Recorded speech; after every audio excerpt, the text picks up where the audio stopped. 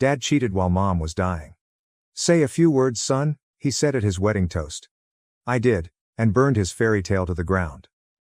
He called me a disgrace, so I raised my glass and told the truth. By the time I finished, his best man dropped his drink, and the bride screamed. The mess began at that moment. My father labeled me a shame for failing to toast his new bride during the wedding.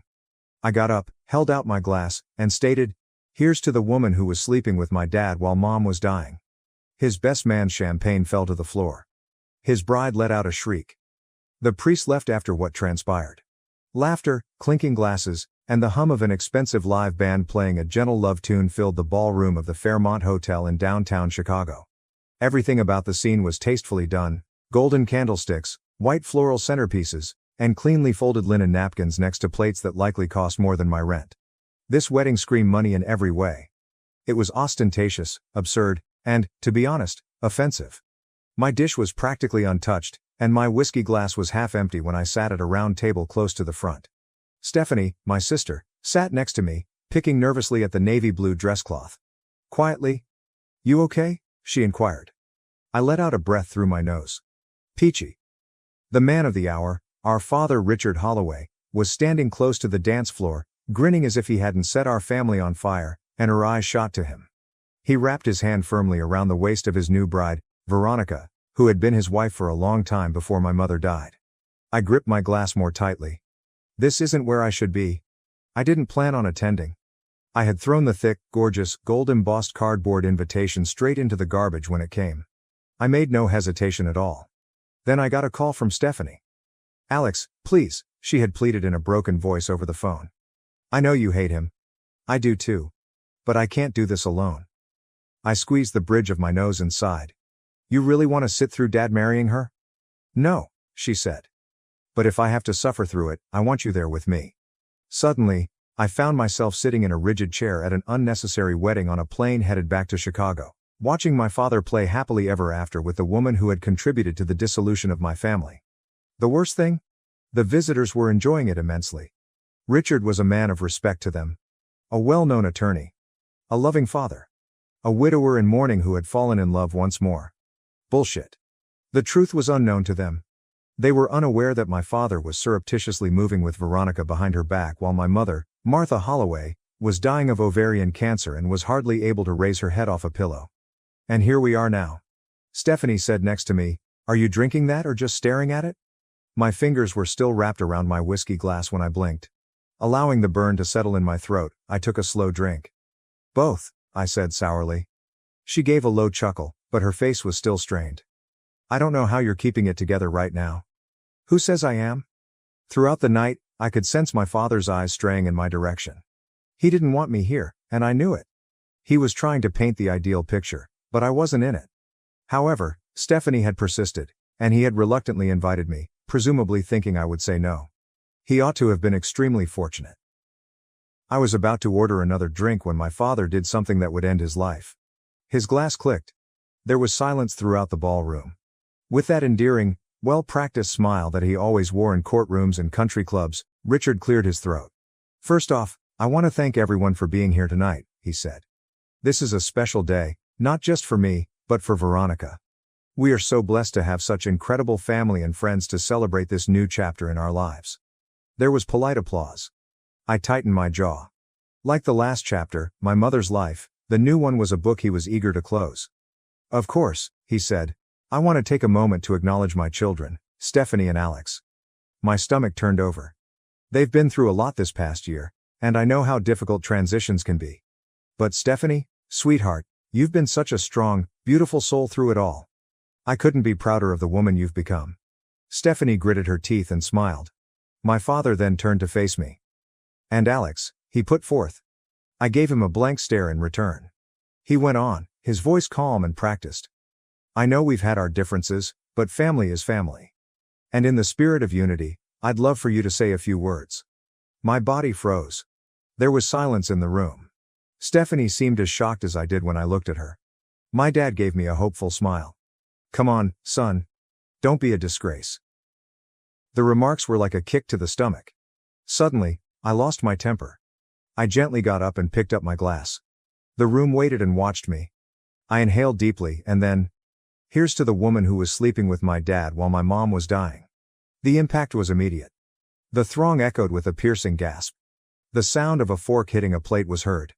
Peter, my father's best man, dropped his champagne glass to the ground after fumbling with it. Veronica's flawless smile vanished as her face lost all of its color. Then the mayhem started. Veronica screamed, "What the, Alex?" Her voice pierced the quiet like a dagger. The room echoed with a whisper.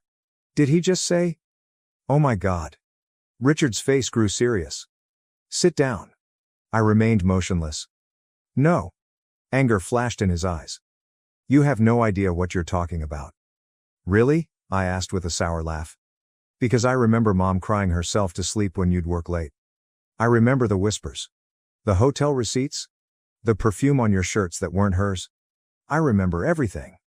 Veronica clenched her hands into fists. You're lying. Am I? I retorted. Because last time I checked, mistresses don't typically get wedding rings. Beside me, Stephanie choked back a sob. My father said, "Enough," in a loud voice. You will not ruin this night. I sneered. Ruin it? Dad, you ruined it, you ruined us. And you don't even care. The tense atmosphere in the room was oppressive. The priest then got to his feet, took off his glasses, and let out a sigh. He whispered, "You know what, I'm done." The priest left the wedding after saying that. The murmurs became full-fledged discussions. Seething, Richard turned to face me. Get out. I carefully placed my glass on the table. Gladly. My father's ideal wedding was in ruins when I left the reception without turning around. My heart was racing in my ears as I left the ballroom. Decorative mirrors and pricey floral arrangements lined the dimly lit big hallway outside the reception, reflecting the face of a man who had finally spoken his truth. I had to breathe. I pushed open the massive doors to the outdoor terrace with trembling hands. The crisp, chilling Chicago night seemed like a slap across my warm skin. Leaning on the stone railing and holding on to the edge with my fingers until my knuckles became white, I inhaled deeply.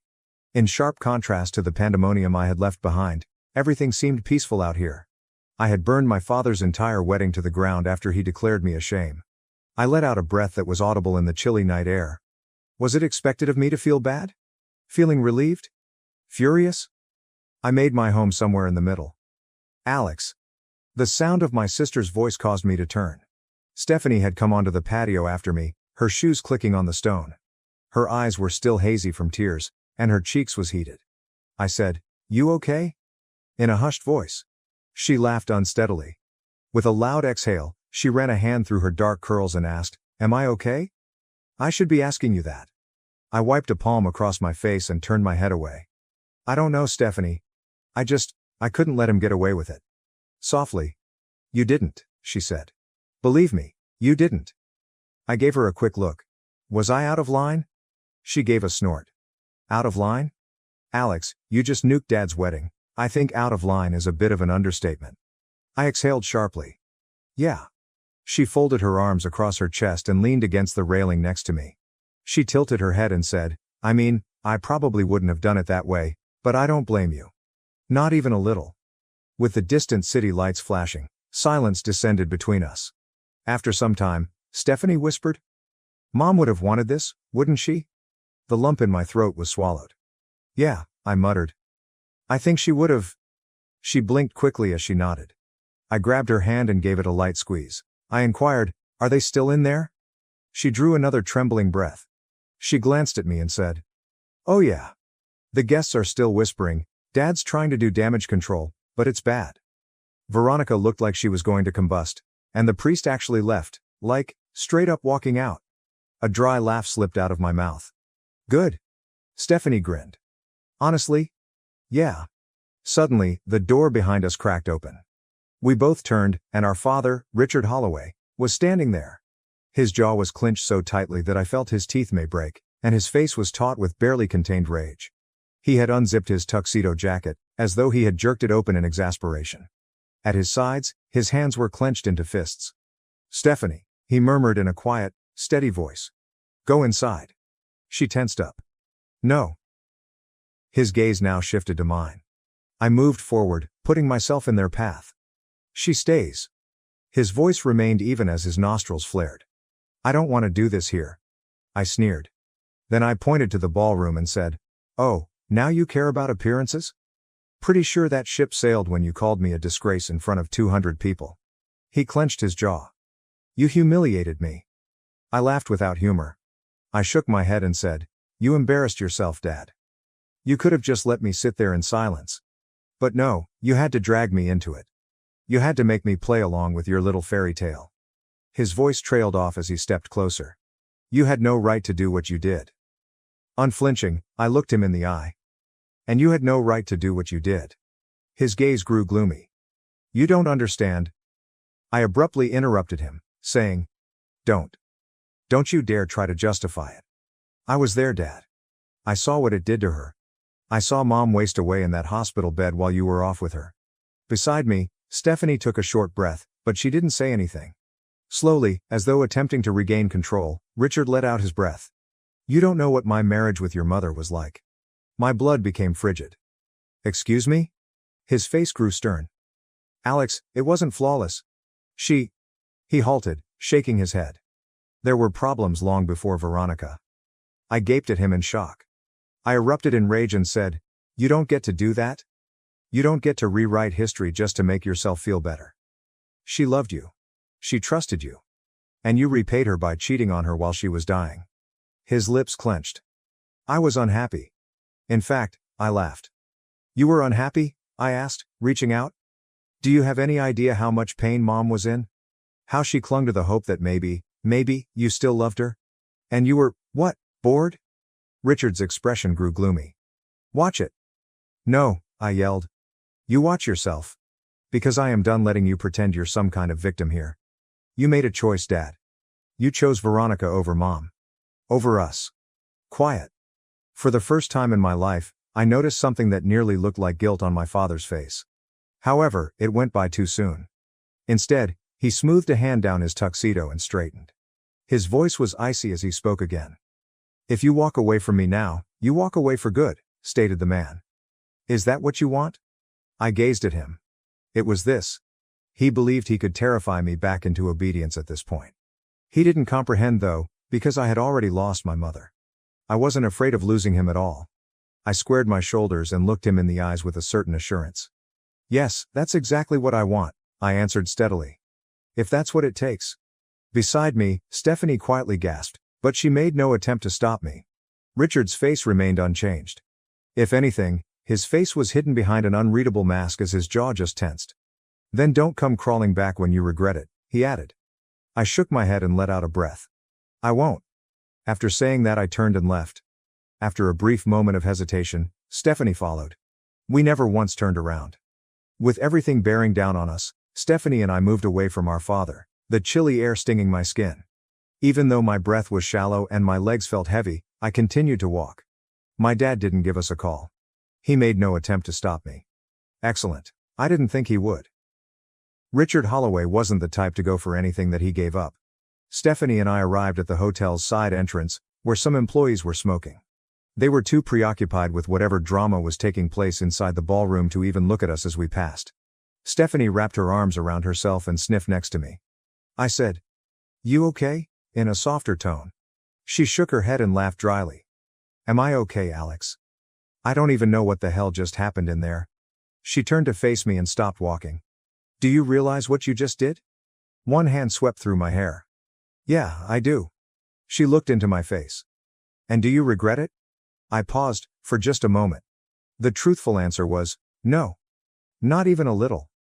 Stephanie nodded, letting out a trembling breath. "Yeah," she said quietly. "Me neither." The noises of distant traffic filled the silence between us as we stood there. Then Stephanie laughed once more, a genuine laugh, a gasping and somewhat incredulous laugh. "Jesus Christ, Alex." The priest walked out. In spite of myself, I grinned. "Yeah, that was something." She continued to smile as she shook her head. Then her face became serious. "What do we do now?" I let out a breath and gazed up at the night sky over Chicago. "I don't know," I said. "But I know I'm not going back there." Stephanie looked toward the hotel entrance and bit her lip. The air was still filled with the sounds of music and muted voices. She said, "Should we just leave?" I looked at her. "Should we stay?" After giving it some thought, she nodded. "Fair point. The door behind us suddenly opened as we turned to go for the parking lot. Alex. We pivoted. Veronica was the one. As though she had nearly ran after us, her wedding dress, a gorgeous, form-fitting gown with intricate lace trimming, had hiked up at the bottom. Her face was contorted with anger, her makeup was flawless, and her blonde locks were now slightly frizzed. Stephanie groaned softly. Oh, for fuck's sake. With her heels clicking fiercely against the pavement, Veronica charged in our direction. She pushed a manicured finger into my chest as she stopped. Herzing.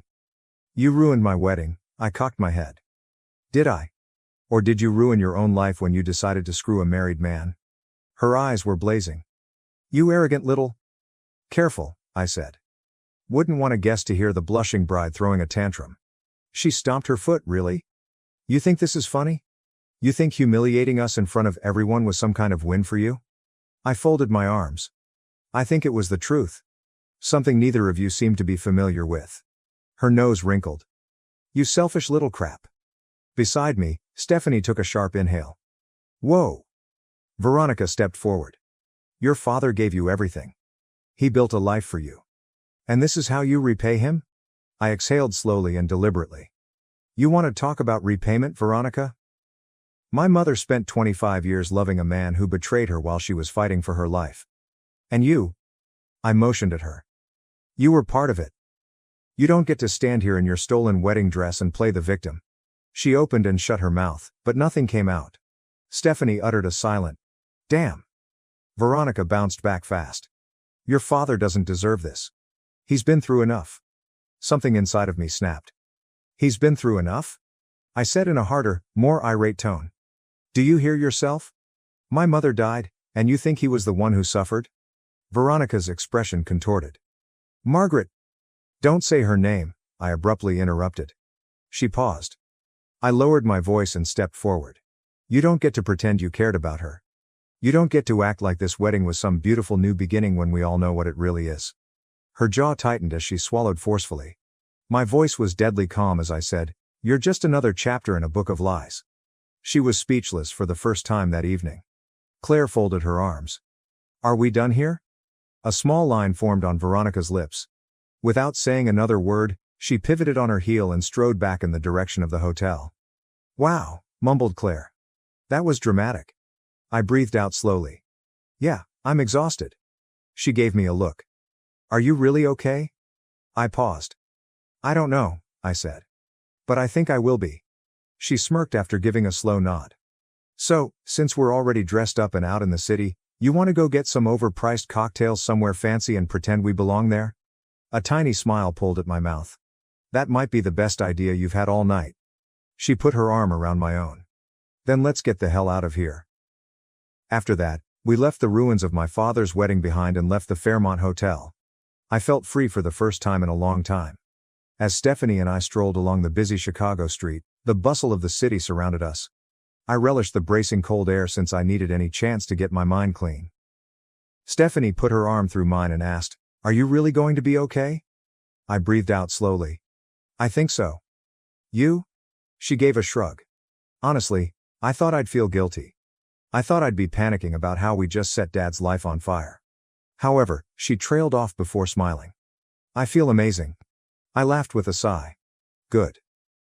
We finally arrived at a cocktail bar in River North, a classy lounge populated by individuals who appeared to have been featured on magazine covers.